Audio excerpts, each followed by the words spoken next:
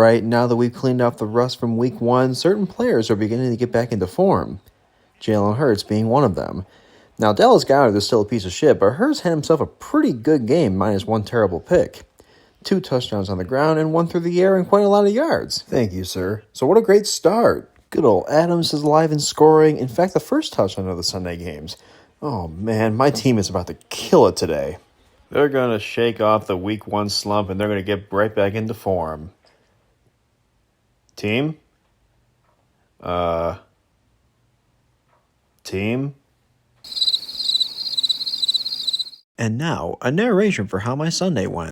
Get a nap in and hope that something, anything might happen. Yeah, me too! In what was almost a rinse-repeat version of last week, my team does absolutely fuck all and my bench goes fucking nuts again. My opponent, on the other hand, also had his team do barely fuck all, only this time, garbage time came back to haunt me. For fuck's sake. Denver, will you ever not disappoint?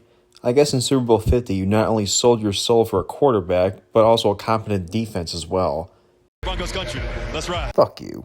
Alright, well my chance to win is even lower than last week, but it's still possible. Thankfully, Frankenmuth only got 2 yards on the day, so I need Williams to... And guess what? He tore his hamstring.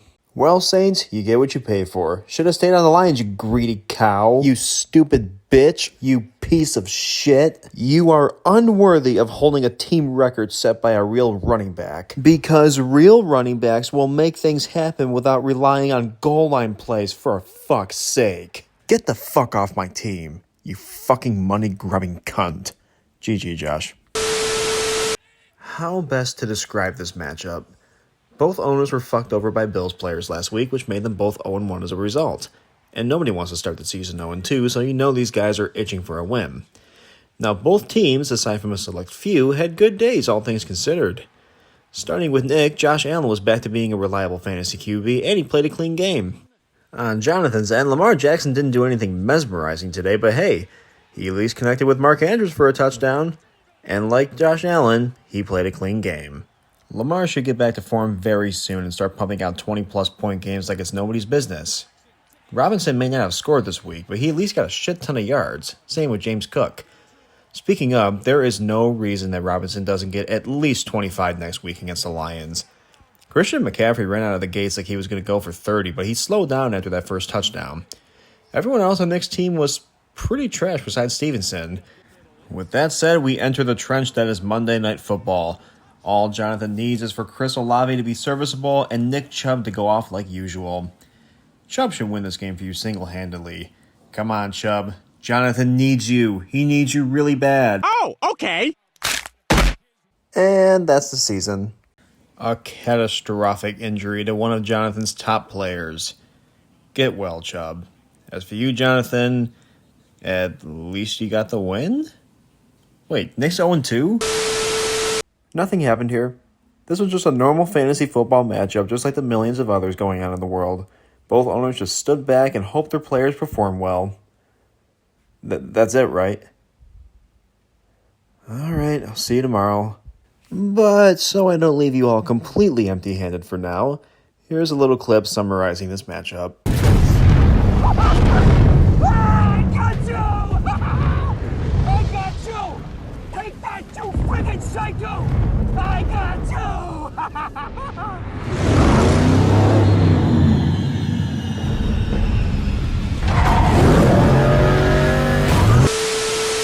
Wow, Nolan, back-to-back game of the weeks? Good for you. Well, in this week's matchup, we have a game between an owner who believes that when you win week 1, you're ass, and another one who's just trying to win at least 2 games in a row.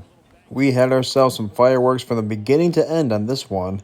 Smith having that long touchdown for Mark on Thursday, Kenneth Walker walking all over the Lions for Nolan, and T. Higgins finally getting a catch. Holy shit, what an accomplishment. But he didn't only make a catch.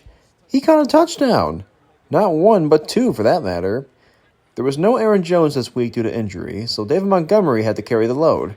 And he would end up finding the end zone again for Mark, but leave the game with an injury. Ouch. Back to Nolan we go. Trevor Lawrence and ETN are going up against the Chiefs' weak-ass defense at home. It's the home opener. It's revenge time too, baby. Especially after that playoff loss last year. They had 12 plays in the red zone and didn't do a goddamn thing. Really? That's very disappointing, and things are not going to get better for you, I'm afraid. You see, Justin Herbert may be on a shit organization, but he's still more than capable of performing. Saquon Barkley also gets to go up against a pretend defense this time around, so he went crazy for Mark. Before, you guessed it, leaving the game with an ankle injury on the last play from scrimmage before the Giants kicked the game-winning field goal. Oh my goodness. Anything to say, Mark? Holy fuck! Oh my god! Well, Nolan, it comes down to Tyreek Hill and Raheem Mustard to save you. Hill already scored, and here's one for Mustard. But you are still down, and time is running out. It's going to come down to one final play. Let's take a look. Sees those double teams all the time. One of the great gunners in the history of the What is that? Mostert takes off This is awful. and goes the distance Stop! for the touchdown. And with that, Nolan completes the comeback and moves to 2-0 on the season. Any comments, Mark? Well, that's nice. That's great. That's good for you. I'm happy for you. I would like to formally apologize for jinxing you in last week's video. Thank you so much for taking a few minutes out of your day to watch this video. Your time and feedback is always appreciated. These videos do take a bit of time to make, but I do them out of the love for our league and trying to make the season a bit more fun than it already is. With that said, thank you again for watching, and I will see you here again next week.